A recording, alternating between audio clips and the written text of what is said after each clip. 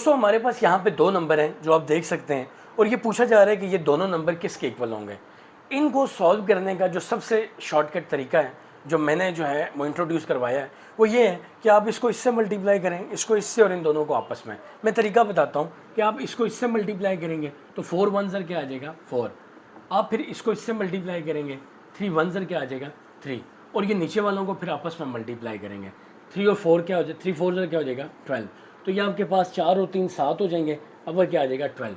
तो ये एलसीएम का आसान तरीन तरीका है। जैसे हम एक और नंबर ले लेते हैं, जैसे आपके पास 1/5 है और दूसरा नंबर 1/7 है।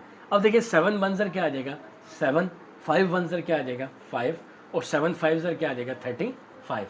अब यहाँ पे देखें 7 और 5 12 हो जाएंगे, अब क्या आ जाएगा 35।